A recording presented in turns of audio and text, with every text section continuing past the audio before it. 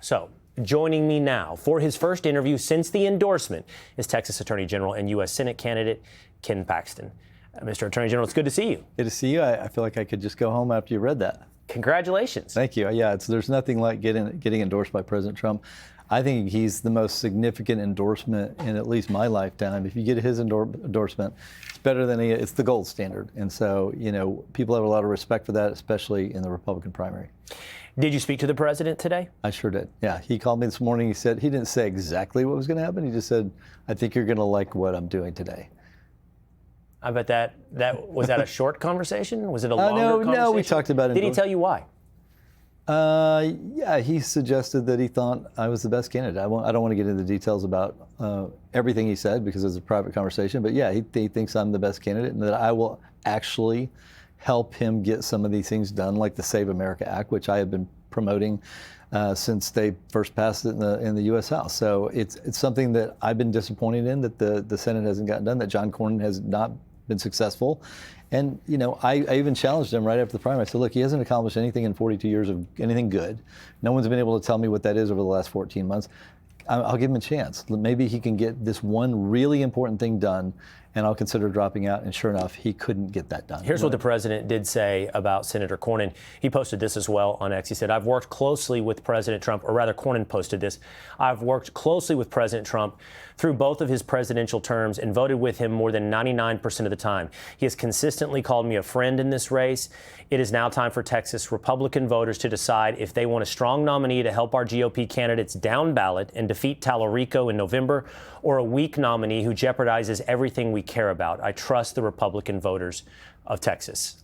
So first of all, he has not been a friend of the president. In 2016, he said he was an albatross around our neck. And then in 2024, he said that his time had passed. And he insinuated that he was guilty of crimes. This guy has been a friend of Donald Trump ever since I got into the race a year ago, but has not been a friend to him prior to that. And as soon as this race is over, he will not be a friend to Donald Trump. That is not his history. That is not his record. And he's been dishonest with the voters of Texas, trying to convince them that he's voted 99% with the president. What does that even mean? But we know it's not true.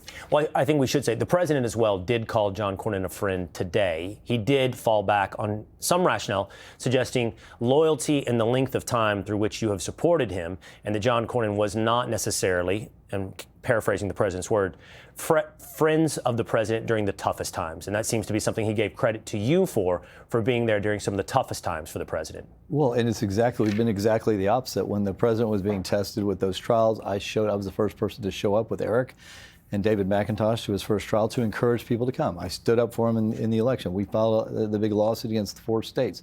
And then, of course, when supposedly everybody thought Ron DeSantis was going to get it, and Donald Trump was in legal trouble, I showed up with Troy Nehls to be the first 2 elected officials to show up at his announcement. There was no other elected official there. So we have stuck with him. John Cornyn, at the very same time, was not at his trial, was criticizing Donald Trump, saying he might be guilty, and also suggesting that he should not be our nominee, and that he would go with John Cornyn would go with somebody else. With all that being said, then why do you think, or why do you understand the president waited so long to make an endorsement?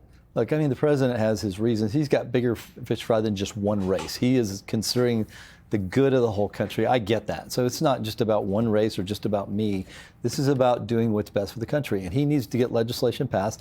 I don't have a vote in the U.S. Senate right now. I will, but I don't have one now. And John Cornyn does. And so relationships during this last year that I've been in the race matter in getting legislation passed. And clearly the U.S. Senate is behind John Cornyn. That's the way it works.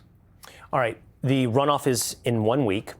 It's 1 week from today. Over for Democrats. They know who their nominee is. It is James Talarico. Together, let's take a quick look at some of the greatest hits of your potential opponent in this race for Senate, James Talarico. He recognizes that there are many more than 2 biological sexes. In fact, there are 6. God is both masculine and feminine and everything in between. God is non-binary. I have met so many Hindus, Buddhists, Sikh, Jews, Muslims, atheists, agnostics, who are more Christ-like than some of the Christians I serve with in the Texas legislature. Our southern border should be like our front porch. There should be a giant welcome mat out front and a lock on the door. Let's go through these really quickly together. How many genders do you suggest you might offer there are during the campaign? It's pretty clear to me, two. Scientifically, it's true. Is God non-binary? No. No. Is our border best described as the front porch of America? No, just the opposite. We should protect the borders. And then finally, is it true that you've seen many people from other religions who are more Christ-like than Christians? Look, I would say this. There are people from other religions that do act Christ-like, but I'm a Christian, and I think that's something that I believe, that Christianity is the way. But I would say I've met non-Christians who act Christ-like, even if they're not Christians. It's fairly certain that James Talarico, should you be the eventual nominee as a Republican for Senate, we'll talk about some of your past, some of the impeachment, some of the personal troubles along the way. What will be your argument for Texans against James Talarico? Pretty simple.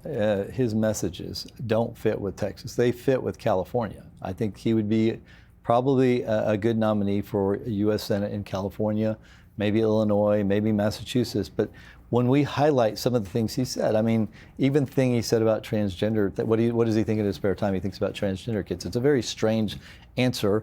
And most of his answers, I don't think, fit with Democrats or Republicans. And once they know his views, I think he's in trouble in Texas. All right. Attorney General Ken Paxton, congratulations. Thank you. Big day. We appreciate you giving us this interview, your first since the endorsement. It's good to see you. Always good to be here. Thanks for having me on. Be sure to like and subscribe for all the Fox News latest on YouTube and catch full shows streaming now on Fox One.